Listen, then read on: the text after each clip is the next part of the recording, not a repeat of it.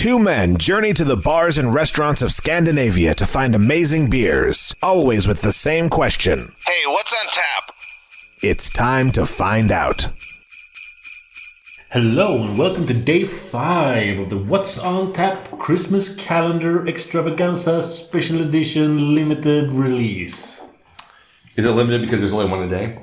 That is pretty limited. It is very, very limited. If there were 2 a day, it wouldn't be limited. But this is limited. It's true.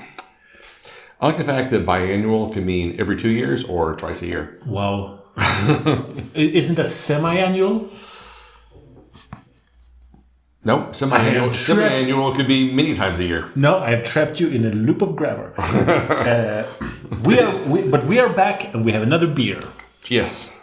This one is a weird one because Stefan forced me to pick one of my own beers. Well, I didn't pick you. I said it was your turn to pick a beer, and you picked one of your own beers. Because last time I picked one of my own beers, and you were just like this was unoriginal and did not feel the need to do something that I didn't do already. This was probably a miscommunication, but this is sure to be a good beer. Well, I literally said it's your turn to pick whatever you want, and then you pick this one. There's one beer I'm hoping that we're gonna pick soon. It's not this one, but this one is gonna. Oh, okay. This is the garbage one, apparently. No. I'm joking. This is from Baghaven, which is a defunct brewery. Exactly. It no longer exists. It has gone the way of the dodo, they say. And this is Pantao Blend 1. Blend 1 has to denote something, right? I don't know that they made more than one blend of this. They did. Okay, how many blends did they make? 2 or 3. That sounds about right. They did I think they did at least 2 of several of their more popular ones. If I remember correctly, you have never tried Blend 1. And that's not so bad, right? No, this is a Danish fermented wild ale aged on white peaches. White Saturn peaches, right, according to internet. Aged for 6 months. And I love Baghaven, and I love what Aaron does, and the fact that he has his own brewery, which we've reviewed previously this year. Yes. Look back into, I want to say, June or July's episodes to see our review of, what's it called, Inside Cellars? Yeah, right. And he's doing really, really great stuff on his own. He did really great stuff at Baghaven, but he's also doing amazing stuff on his own. So I'm super excited about this. Oh, wow. That's a lively little sucker there. What year did this come out? Good question. Let's see. Oh, wow. This is... so they have this thing. They have these, what I call champagne caps. It's the bottle cap with the little plastic ring that really... Instead of having a cork, it has this little plastic ring which works as a seal. I think it does a better job than a cork in many ways. And because it makes it easier to open the beer for one. The earliest that any of our friends have tasted it is February of 2019. All right, so this is super carbonated. I mean, it really holds the carbonation. Yeah. There's no oxidation going on here. And it's super peachy. This is jammy in the smell. Yeah. It's like a sharp, peachy jamminess. Yeah. But since you had never tried it, and it's old enough, and the brewery is defunct and no longer existing, well, you I figured mentioned there was a defunct brewery in our... This is not it. This is not... Oh, there's another defunct brewery. There's... Dose Defuncts. I wrapped one Swedish brewery that no longer exists. That's right. This is a Danish brewery that no longer exists. Well, super excited to try this one. All right, cheers. Cheers, man.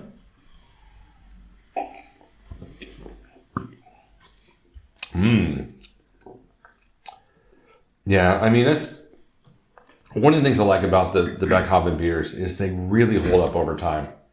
They didn't really exist that long. It wasn't even 10 years. I mean, it was exactly 5 to 7 years, I want to say.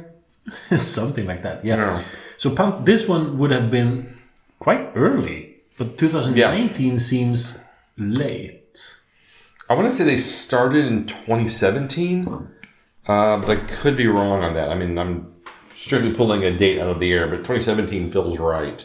Yeah, it's not... because they had their Wild Ale celebration in 2021, right before COVID hit.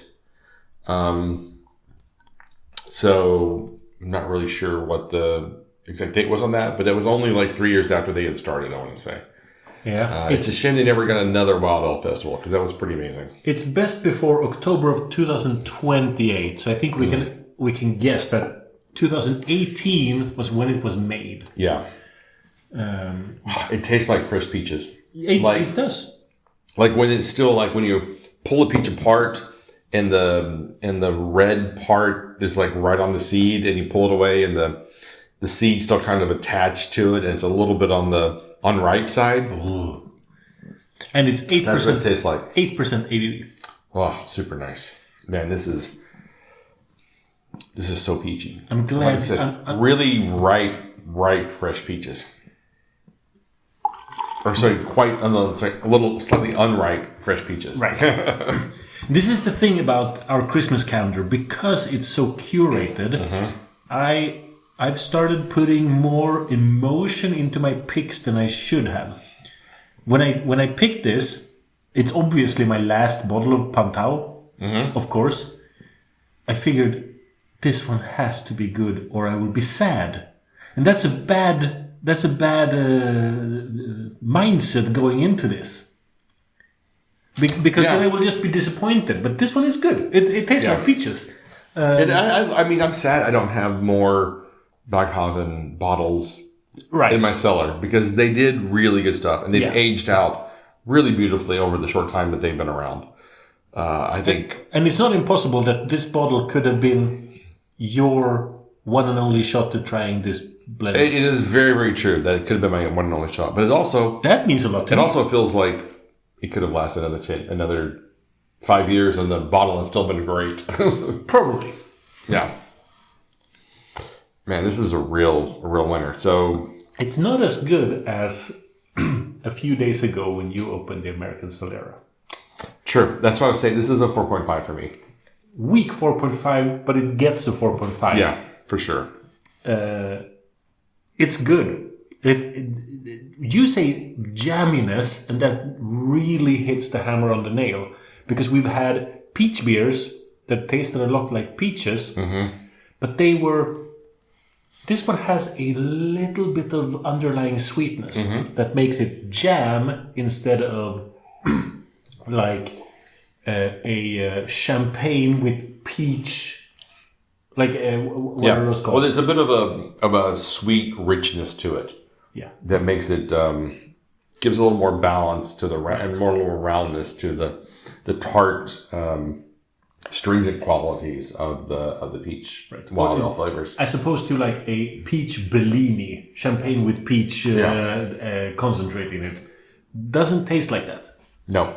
Man, this is really good. When we poured it, it looks kind of murky. I was afraid like, oh no, not another oxidized beer. Because the appearance lends itself to me believing this could be oxidized or bad. But I mean, that is a quality of the Baghaven beers, is they didn't brew up clean. They're always a little murky in their coloring. I remember what it was called, Art of Decadence. Right. Oh, that was so good. Woof. And they're cherry sour beers, or which were those? I don't remember the names off the top of my head. I just remember having them and being like, woof, that's really good. Stella was an annual release, and that was also pretty good. And Stella started as a Mikkeller beer. Yeah. But I'm happy that this one held up, because I wanted to fill a gap in your Baghaven history. Well, I really appreciate that, because you don't have that many gaps. I don't. I mean, we really hit them hard. And then Systembolaget, I started bringing him in as well. Right. So that was also really nice. I wonder how many of those are still on the shelf now. None. None? I think none. Oh, that's too bad. Let's check tomorrow. Yeah, I'll have to go look. All right. So, man, thanks for bringing this. This is really great. Let's wrap this up. So, until next time. Keep drinking, you dum-dum.